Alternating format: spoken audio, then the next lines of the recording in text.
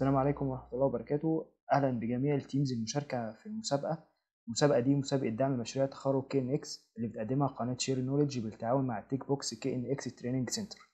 دعم مشاريع التخرج السنة دي اللي هي سنة 2023. المسابقة بتاعتنا الهدف منها اختيار عدد 2 تيمز لتقديم دعم عن طريق المتابعة معاهم خطوة بخطوة لحد مناقشة مشروع التخرج والعمل على إعداد الكتاب. الدعم ده هيتم عن طريق تقديم كورس دراسة مشاريع بشكل مجاني وتنفيذ الكورس المجاني على المشروع السكني أو التجاري أو الإداري اللي التو تيمز الفائزين هيختاروه، بحيث إننا نعمل مشروع كامل يأهل التو تيمز الفائزين إنهم يكونوا جاهزين لمجال العمل وعندهم الوعي الكامل بالمجال وربطه مع الأنظمة الأخرى زي أنظمة الساوند، أنظمة الBMS، أنظمة اللايتنج، أنظمة الHVAC، أنظمة الانتركم إلى آخره. شروط المسابقة سريعا: التيم ليدر أو أي فرد بديل من المشروع له حق التحدث وتقديم مقترح المشروع والباوربوينت. مدة العرض لكل تيم هتكون بحد أقصى 15 دقيقة. لو التيم كله هيكون حاضر رجاء اللي هيتكلم هو شخص واحد فقط. المقابلة الشخصية دي قصدنا إننا نعملها أونلاين بحيث إن الجميع ممكن يستفيد من بعض والكل يكون عارف إيه هي المشاريع التخرج اللي بتقدمها الجامعات الأخرى، وطبعا يكون اختيار التو تيمز الفائزين أمام الجميع بمنتهى الحياد. التيمز المشاركة معانا هم 9 تيمز، في 8 تيمز منهم هيكونوا حاضرين النهاردة وهم عين شمس، اسكندرية، أسوان، بنها، حلوان، المنصورة ومصر للعلوم. وفي تيم أخير وهو تيم جامعة المنوفية وده هيتأجل الانترفيو بتاعه نظرا لامتحانات الميد تيرم. أتمنى التوفيق للجميع، وأول تيم هيبدأ معانا إن شاء الله هو تيم جامعة عين شمس.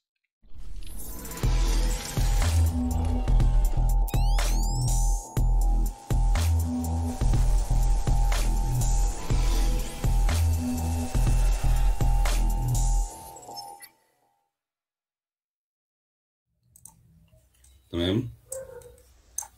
السكرين واضح؟ تمام واضح. اوكي. ده مبدئيا ده البروبوزل للبروجكت. سريعا كده هنمر عليه بس اللي هو متقسم. هقول لك على حاجه، السنه اللي فاتت برضه كان معانا التيم بتاع جامعه عين شمس، فما اعرفش هو المشروع بتاعك تكميلا عليه ولا حاجه جديده يعني. لا انا ما اعرفش اصلا اللي كان معاكم كان في حد عين شمس معاكم ولا لا كان مش معانا عارف. بتاع تيم عين شمس كان معانا. طب كويس جدا يعني، دي بشرة خير يعني. ماشي. ده البروبوزل. سريعا كده الكونفنشن ديستريبيوشن سيستم والسمارت سيستم والKNX، احنا كل ده هنشرحه في الباوربوينت، بس انا قلت بس اعرض لحضراتكم البروبوزل يعني قدامكم عشان يكون بروبوزل يعني مطلوب يعني حضراتكم طالب. الاساس بقى الباوربوينت بالنسبه لنا. اوكي تمام. هو رجاء بس لو مثلا اي تيم هيخش او هيتكلم على اي انظمه اخرى موجوده معانا غير مثلا نظام السمارت، فممكن يتكلم عليها بايجاز بحيث ان الدعم ده هيكون للKNX، فانا ممكن تمام بالنسبه جدا. لي انترستد اكتر ان انا اتكلم عن الKNX. اتفضل. تمام جدا.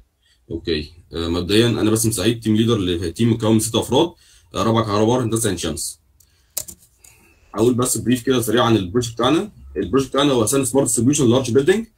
البروجكت بتاعنا احنا قسمناه 3 اجزاء. اول جزء كونفنشن لو فولت ديستريبيوشن سيستم، ده هنعمل فيه ديزاين فيزز اللي هو الكونسبت ديزاين والسكيماتيك ديزاين والديلتا ديزاين عن طريق اللود استيميشن والباك اكويبمنت والسبيس بروجرام وهكذا.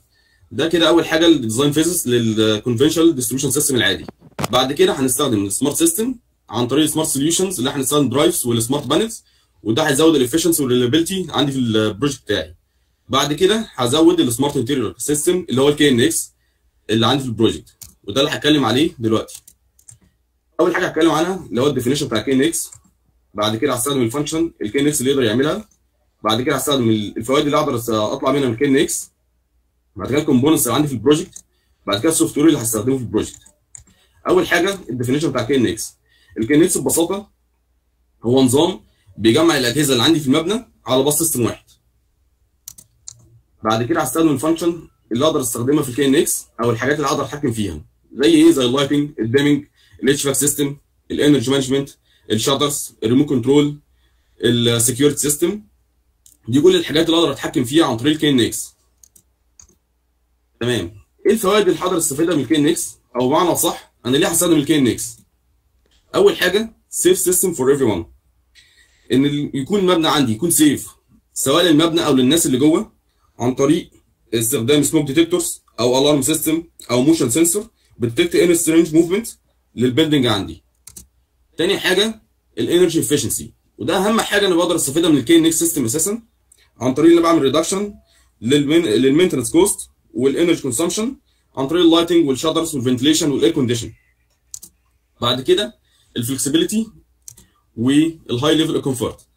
البيلدنج عندي او البروجكت بيكون مور فليكسبل اند كومفورتبل عن طريق بيديني ابيليتي اللي انا اقدر اغير في السيتنج للنظام اللي هقدر اعمل له كنترول، سواء بقى شاتر او اللايتنج او فنتليشن وهكذا. بعد كده الفريدم للديزاين، ده بيديني برضك ابيليتي اللي انا اقدر استخدم اي ماتيريالز انا عاوزها او اي ديفايس انا محتاجه للبيلدنج بتاعي without any conditions. بعد كده الانرجي سيفنج، في ستادي اتعملت مقارنه ما بين الكونفنشنال بيلدنج والسمارت بيلدنج باستخدام الكي ان اكس. الانرجي سيفنج طلع الافضل في كل كنترولز، سواء لايتنج او شاتر او هيتنج سيستم او فنتليشن. الانرجي سيفنج افضل في نظام الكي ان اكس. دي برضه كيس ستادي ثانيه كانت معموله عن طريق اي بي بي. بعد كده هنخش على الكومبوننتس اللي هستخدمها في البروجكت عندي. اول حاجه السنسورز، دي باخد منها الداتا، هي عباره عن انبوت بيديني القرايات واللي هقدر اتحكم فيها عن الاجهزه، سواء بقى بوش بوتن او تاتش بوتنز او سمارت ابلكيشن. بعد كده الاكتويترز ببساطه دي الحاجات اللي هوصل على الاجهزه عشان اتحكم فيها. بعد كده الانترفيس دي اللي هتترانسفير الداتا من البرنامج اللي انا عامله للجهاز اللي انا عايز اتحكم فيه. بعد كده الكابلر دي اللي بتوصل ما بين الاجهزه وبعضها. السوفت وير اللي هستخدمه عندي في البروجكت هو الاي تي اس، وفي فينو فيرجن 5 وفيرجن 6. بس شكرا.